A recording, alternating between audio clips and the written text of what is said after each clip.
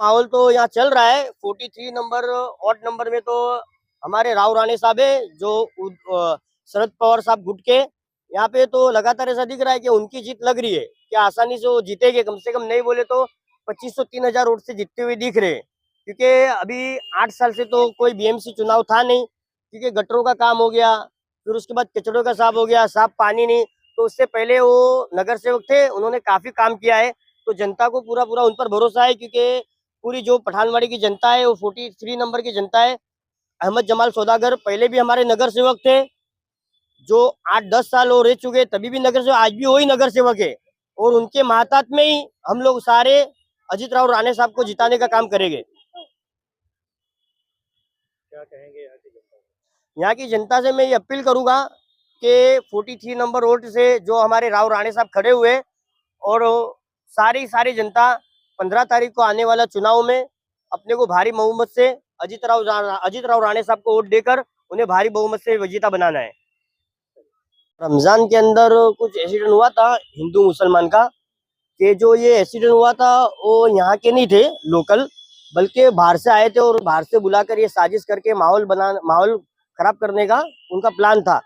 लेकिन यहाँ के लोकल लोगों ने ये माहौल खराब होने नहीं दिया, और हमारे माजी नगर सेवक अहमद जमाल सौदागर थे, फिर उसके बाद अमानुल्लाह भाई थे, उस्मान रशीद भाई माही थे, फिर उसके बाद रशीद भाई माही वगैरह थे। हमारे जो भी जिम्मेदार लोग थे, उन्होंने काफी आगे चढ़ बढ़कर उन्होंने इस माहौल खराब होने नहीं दिया, और काफी इन्होंने जो भी था माहौल को पूरा कंट्रोल किया, और कंट्रोल करने के बाद माहौल को अपने यहाँ ले लिया।